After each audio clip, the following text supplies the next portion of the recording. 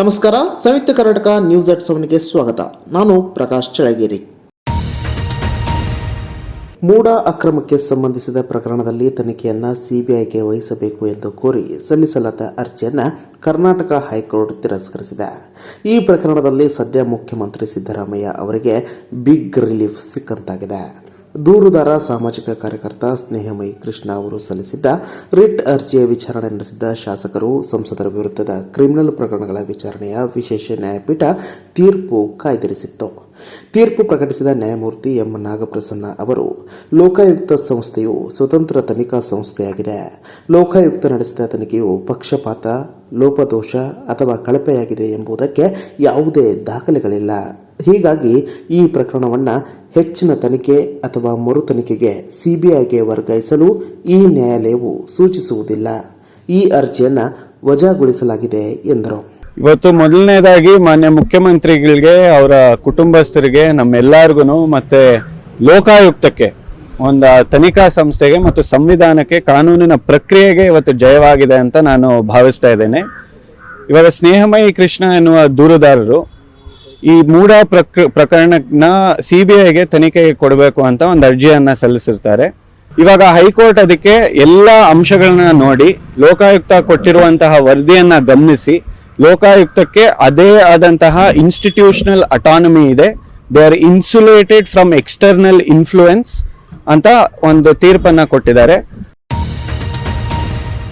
ಇನ್ನು ಈ ಕುರಿತು ಸಾಮಾಜಿಕ ಕಾರ್ಯಕರ್ತ ಸ್ನೇಹಮಯಿ ಕೃಷ್ಣ ಮಾತನಾಡಿ, ಸಿಬಿಐಗೆ ಕೊಡಿಸಲು ಬೇಕಾದ ಎಲ್ಲ ಮಾಹಿತಿ, ದಾಖಲೆಗಳನ್ನು ನ್ಯಾಯಾಲಯದ ಗಮನಕ್ಕೆ ತಂದಿದ್ದೇವೆ. ಯಾವ ವಿಷಯದ ಮೇಲೆ ವ್ಯತಿರಿಕ್ತ ತೀರ್ಪು ಬಂದಿದೆ ಎನ್ನುವುದನ್ನು ತೀರ್ಪು ಪರಿಶೀಲಿಸಿದ ಮೇಲೆ ಗೊತ್ತಾಗುತ್ತದೆ. ಕೆಲವು ಸಣ್ಣ ತಾಂತ್ರಿಕ ವಿಚಾರ ಇಟ್ಟುಕೊಂಡು ಈ ತೀರ್ಪು ಬಂದಿದೆ ಎಂದು ನನಗೆ ಅನುಮಾನವಿದೆ.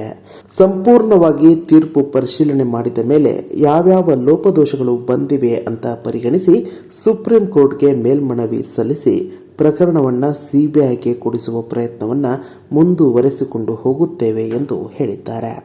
ನಮ್ಮ ಹೋರಾಟದಲ್ಲಿ ಒಂದು ಹಿನ್ನಡೆ ಆಗಿದೆ ಅಂತ ಹೇಳ್ಬೋದು. ಆದರೆ ಇದರಿಂದ ವಿಚಲಿತನಾಗುವಂಥ ಅಥವಾ ಹೋರಾಟದ ಹಿಂದೆ ಸರಿಯುವಂಥ ಯಾವುದೇ ಪ್ರಶ್ನೆ ಇಲ್ಲ.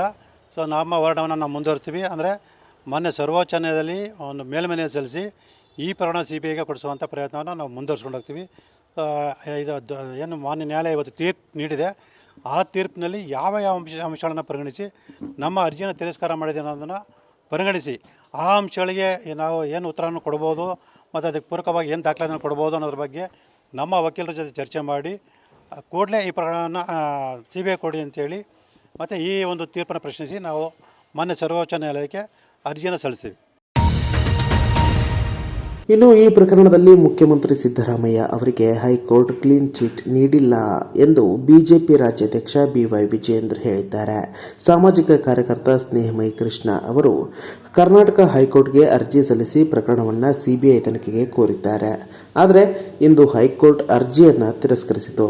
ಇದು ಅರ್ಜಿಯನ್ನು ತಿರಸ್ಕರಿಸಿರುವುದಷ್ಟೇ, ಆದರೆ ಸಿಎಂ ಸಿದ್ದರಾಮಯ್ಯ ನಿರಪರಾಧಿ ಎಂದರ್ಥವಲ್ಲ.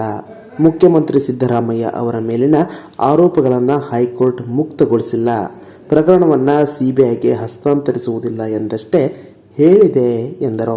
ಮೈಸೂರಿನ ಮೂಡ ಹಗರಣದಲ್ಲಿ ಮುಖ್ಯಮಂತ್ರಿಗಳ ಕುಟುಂಬ ಭಾಗಿಯಾಗಿದ್ದಾರೆ, ಸಾವಿರಾರು ಕೋಟಿ ಹಣ ಲೂಟಿಯಾಗಿದೆ ಅನ್ನುವ ಆರೋಪವನ್ನು ಮಾಡಿದ್ದೇವೆ. ಮುಖ್ಯಮಂತ್ರಿ ಸಿದ್ದರಾಮಯ್ಯನವರು ನಿರಪರಾಧಿ ಅಂತ ಹೈಕೋರ್ಟ್ ಹೇಳಿಲ್ಲ. When High Court has clearly indicated that they are not going to entertain the petition.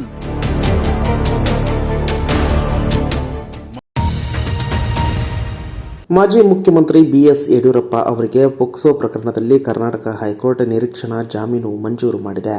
ಇದರಿಂದಾಗಿ ಬಂಧನದ ಭೀತಿಯಿಂದ ಅವರು ಪಾರಾಗಿದ್ದಾರೆ. ಪೋಕ್ಸೋ ಕಾಯ್ದೆಯಡಿ ತಮ್ಮ ವಿರುದ್ಧ ದಾಖಲಾಗಿರುವ ಪ್ರಕರಣ ರದ್ದು ಕೋರಿ ಯಡಿಯೂರಪ್ಪ ಸಲ್ಲಿಸಿರುವ ಅರ್ಜಿ ಕುರಿತು ವಿಚಾರಣೆ ನಡೆಸಿ ಜನವರಿ 17ರಂದು ಕಾಯ್ದಿರಿಸಿದ್ದ ತೀರ್ಪನ್ನು ನ್ಯಾಯಮೂರ್ತಿ ಎಂ ನಾಗಪ್ರಸನ್ನ ಅವರಿದ್ದ ಏಕಸದಸ್ಯ ನ್ಯಾಯಪೀಠ ಇಂದು ತನ್ನ ತೀರ್ಪು ಪ್ರಕಟಿಸಿದೆ. ಯಡಿಯೂರಪ್ಪ ಅವರಿಗೆ ನಿರೀಕ್ಷಣಾ ಜಾಮೀನು ನೀಡಿರುವ ಹೈಕೋರ್ಟ್ ಕೇಸ್ ರದ್ದತಿಗೆ ನಿರಾಕರಿಸಿದೆ.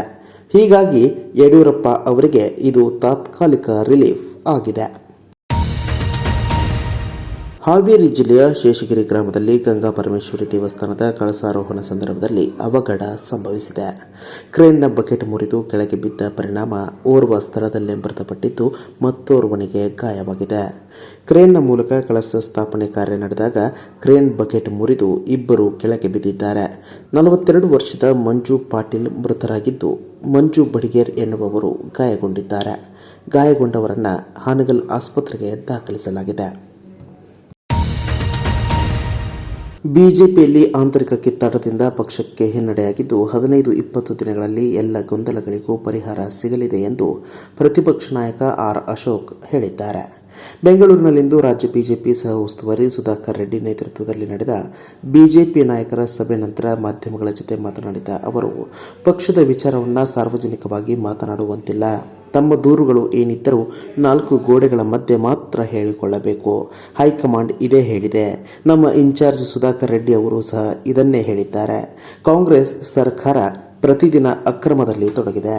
ಭ್ರಷ್ಟಾಚಾರ, ಲೂಟಿ, ಕಮಿಷನ್, ಬಾಣಂತಿಯರ ಸಾವು, ಮೈಕ್ರೋ ಫೈನಾನ್ಸ್ನಿಂದ ಸಾವು, ಮೂಡ, ವಾಲ್ಮೀಕಿ ಹಗರಣ ಸೇರಿ ಹಲವು ವಿಚಾರಗಳಿವೆ. ಇವೆಲ್ಲದರ ವಿರುದ್ಧ ನಾವು ಹೋರಾಟ ಮಾಡಬೇಕು. ನಮ್ಮ ಆಂತರಿಕ ಕಿತ್ತಾಟದಿಂದ ಸ್ವಲ್ಪ ಅಡ್ಡಿಯಾಗಿದೆ. ಬಿಜೆಪಿಯಲ್ಲಿ ಇಂಥ ವಿದ್ಯಮಾನ ನಡೆಯಬಾರದಿತ್ತು. ಕೆಲ ದಿನಗಳಲ್ಲಿ ಎಲ್ಲವೂ ಸರಿ ಹೋಗಲಿದೆ ಎಂದರು. ಏನೇ ಇದ್ದರೂ 4 ಗೋಡೆಗಳ ಮಧ್ಯೆ ಮಾತಾಡುವಂಥದ್ದು ಒಳ್ಳೆಯದು. ಇಂಥ ಒಂದು ಸುವರ್ಣ ಅವಕಾಶ ನಮ್ಗೆ ಸಿಕ್ಕಿದೆ. ಕಾಂಗ್ರೆಸ್ ಅವರು ದಿನನಿತ್ಯ ಸ್ಕ್ಯಾಂಡಲ್ಗಳಲ್ಲಿ ಅಧಿಕಾರದ ದುರುಪಯೋಗ, ಭ್ರಷ್ಟಾಚಾರ, ಲೂಟಿ, 60% ಕಮಿಷನ್, ಬಾಣಂತಿಯರ ಸಾವು, ಮೈಕ್ರೋ ಫೈನಾನ್ಸಲ್ಲಿ ಸಾವು ಆಗ್ತಾ ಇರ್ತಕ್ಕಂಥದ್ದು, ಲವ್ ಜಿಹಾದು, ಭಾಳಷ್ಟು ವಿಚಾರಗಳು, ಮೂಡ, ವಾಲ್ಮೀಕಿ, ಈ ಥರ ಎಷ್ಟೊಂದು ಹಗರಣಗಳು ಸಿಕ್ಕಾಕೊಂಡಿದೆ. ಎಲ್ಲರೂ ನಾವೆಲ್ಲ ಒಟ್ಟಿಗೆ ಹೋರಾಟ ಮಾಡಿದ್ರೆ ಕಾಂಗ್ರೆಸ್ಸನ್ನು ಬಗ್ಗುಬಡಿಬೋದಾಯಿತು. ಸ್ವಲ್ಪ ಅಡೆತಡೆ ಆಗಿದೆ.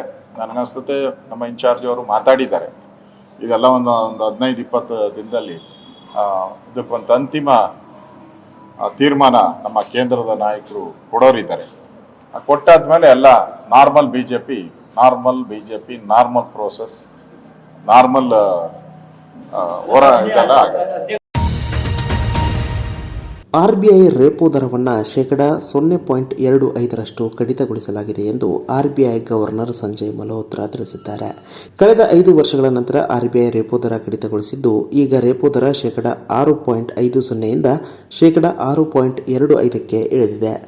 ಈ ಹಿನ್ನೆಲೆಯಲ್ಲಿ ಗೃಹ ಸಾಲ, ವಾಹನ ಸಾಲ, ವೈಯಕ್ತಿಕ ಸಾಲದ ಬಡ್ಡಿ ದರ ಇಳಿಕೆ ಆಗಲಿದೆ. ವಾಣಿಜ್ಯ ಬ್ಯಾಂಕುಗಳು ಎಲ್ಲ ಸಾಲದ ಮೇಲಿನ ಬಡ್ಡಿ ದರವನ್ನು ಇಳಿಕೆ ಮಾಡಲಿವೆ. ಕಳೆದ 5 ವರ್ಷಗಳಲ್ಲಿ ಇದೇ ಮೊದಲು ಆರ್ಬಿಐ ರೆಪೋ ದರ ಇಳಿಕೆ ಮಾಡಿದೆ. 2020ರ ಮೇನಲ್ಲಿ ಕೊನೆಯ ಬಾರಿಗೆ ರೆಪೋ ದರ ಕಡಿತಗೊಳಿಸಲಾಗಿತ್ತು. ಮಹಾರಾಷ್ಟ್ರ ವಿಧಾನಸಭಾ ಚುನಾವಣೆಯಲ್ಲಿ ಹಲವು ಅಕ್ರಮಗಳ ವಿವರಗಳು ಪತ್ತೆಯಾಗಿವೆ ಎಂದು ಕಾಂಗ್ರೆಸ್ ನಾಯಕ ಹಾಗೂ ಲೋಕಸಭಾ ವಿಪಕ್ಷ ನಾಯಕ ರಾಹುಲ್ ಗಾಂಧಿ ಆರೋಪಿಸಿದ್ದಾರೆ.